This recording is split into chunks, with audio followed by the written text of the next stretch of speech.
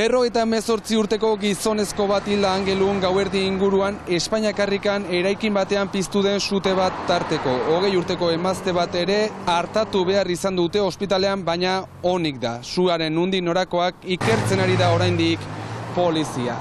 Arratsaldeon, ongi etorri iparraldearen orena saiora gaur Miarritzetik, izan ere ez beharra zarago etxe bizitzan gaia ere jorratuko dugu gaur. Ipar Euskal Herrian konpentsazio legea indarrean sartuko bai da, eta zer den kontatuko dizuegu datozen minutuetan. Baina lehenik pauera ere jo behar dugu, izan ere administrazio auzitegiak Baxuaren ahozko handiaren zati bat euskeraz egiteko sehaska jarritako helegitea atzera bota du, eta Lizioetatik irten gabe Bazkel elkarteak hasitako desmartxa ere ezagutuko dugu 16 eskoletan. Hau guztia eta askoz gehiago datozen minutuetan, hemen iparraldearen orenean.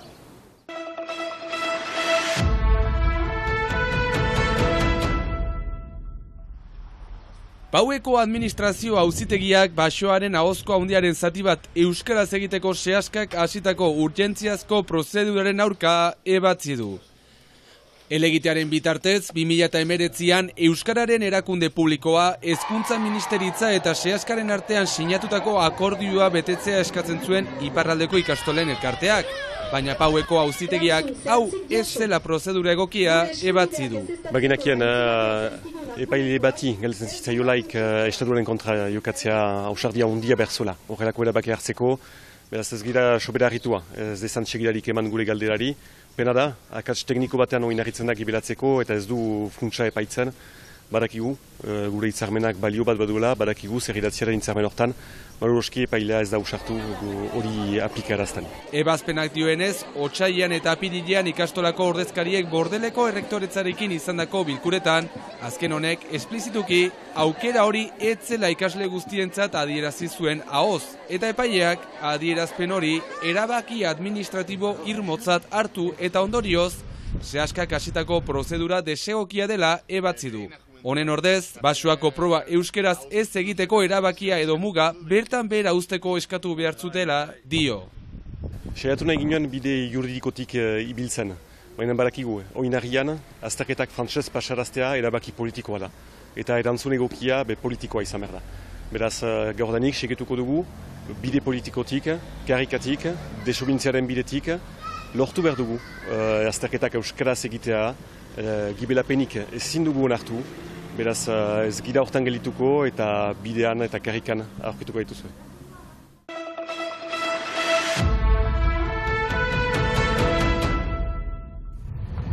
Gaurtik goiti alokairu turistikorako etxe bizitza bat jarri nahi duen jabeak, nahita ez beste etxe bizitza bat eskaini beharko du epe luzeko alokairuan. Herri berean egon beharko da gainera eta metro karratu berak ere izan beharko ditu. Horixe da konpentsazio legearen funtsa. Garrantzitsua dela, denek badakigu zer den etxe bizitzaren egoera lurralde hontan. Hortarako guk hautetsi bezala herri elkargoan gure ardurak hartu ditugu. Araudi berri hori martxan ezarriz. Eztabaida luze baten ostean onartu zuen elkargoak, baina gerora Airbnb plataformak eta hainbat jabe pribatu sorturiko elkarteak helegitea jarri zuten. Elkargotik legearen garrantzia azpimarratu dute. Interes pribatu hainitz ez direnak ados araudi hori horrekin. Zenta gaur hainbat etxe bizitza alokatzen dira denbora mugatu horientzat. Eta horrek egan nahi du, hemen jendeak nahi balin badu etxe bizitza iraunkorrak atseman ezin duela. Hori ez da onargarria, guk berriz ere gure ardurak hartu ditugu, baina erraiten dut ere ez dela aski izanen hori, egoero hori konpontzeko. Legeak ere beharko direla ezagri, eta legea hori frantses estatuaren esku da, parlamentuaren esku. Horregatik, estatu mailan lege gehiago behar direla aldarrikatu dute etxe bizitzaren krisiari aurre egiteko.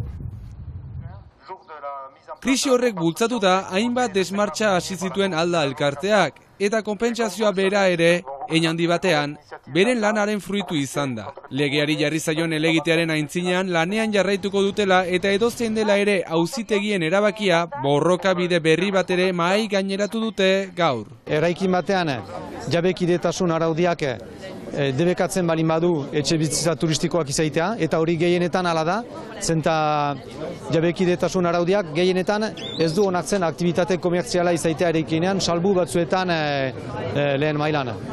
Orduan, hala barin bada, eta gehienetan hala da, ez da izu etxe bizitza turistikoak izaitea eraikinean, eta hori lehenik biltzanak usitik pasatuz eta gero beharrez auzibide juridikoak erabiliz, jabe bakar batek egiten aldu hori debekatzen dela bere eraikinean.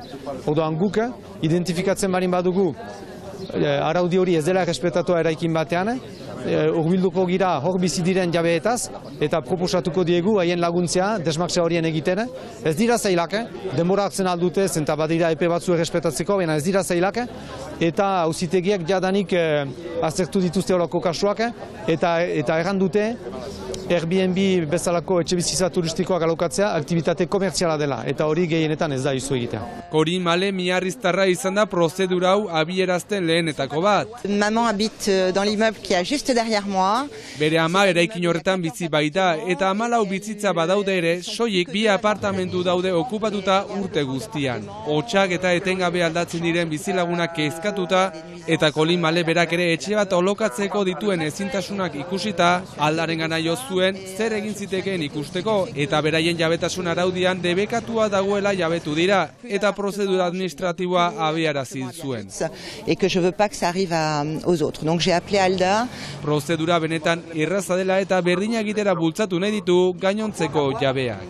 La démarche est tellement simple que je comprends pas pourquoi je l'ai pas fait avant d'ailleurs. Aldak gogorarazi du konpentsazioa etxe bizitza eskubidea bermatzeko bide batela, eta honen aurka ari direnei ohartarazi die beraiek ere jabetasun araudiak betetzen dituzten edo ez aztertuko dutela.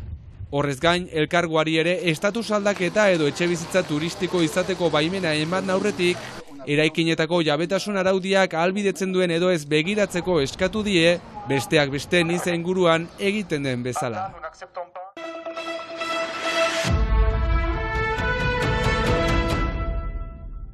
Itzalean gelditu diren Euskal Herriko emazteak lehen planora ekarri nahi ditu Lebazkoz elkarteko Bazkel taldeak. Bere xedea lortzeko belaunaldi berrien inplikazioa funtseskoa iruditzen zaio elkarteari. Ildo horretatik iparraldeko 11 lizeoetako 300 ikaslek Bazkel taldearen deialdiari erantzun diote. Ahaztutako emazte horiei merezitako lekua emateko. Maite dut lizeoan ere aski helduak direla, badutela pentsatzeko eta gaitasun bat. Beraz, pentsatzetan ere begiak idekitzeko bikaina zela. Label Jeune egitasmoaren baitan lizeoko hainbat ikasgaietan emaztei buruzko biografiak eta ekarpenak landu dituzte. Frantziako iraultzatik gaur egunera arte. Bazkel taldeak proposatutako lana interesgarria iruditu zaie ikasleei. Interesgarria atseman dute eta gainera ere haientzat begiak idekitzeko manera bat zen, eta hartzen dira ere historian eta lantzen ditugula gizon itxurak eta azken finan emazteak ere egin dituztela gauzak, eta beraz biziki interesgarria atsemaiten nuen, eta haiek ere aski ongi sartu dira proiektu hortan bai. Historian itzalean gelditu diren emazten artean autua izan dute gazteek. Egia egana ikasleek zuten auto osoa.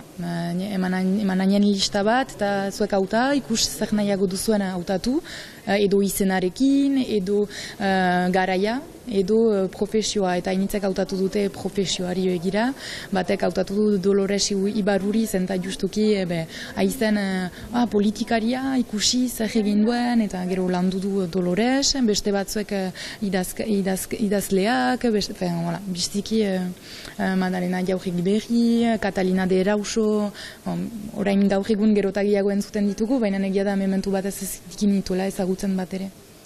Euskara, historia, geografia, letrak edo dokumentazioa ikasgaien baitan karriken izenak ere landu dituzte. Jakin behar da Euskal Herrian eta Frantziar estatuan karriken izenen 100% soilik emazte izena duela.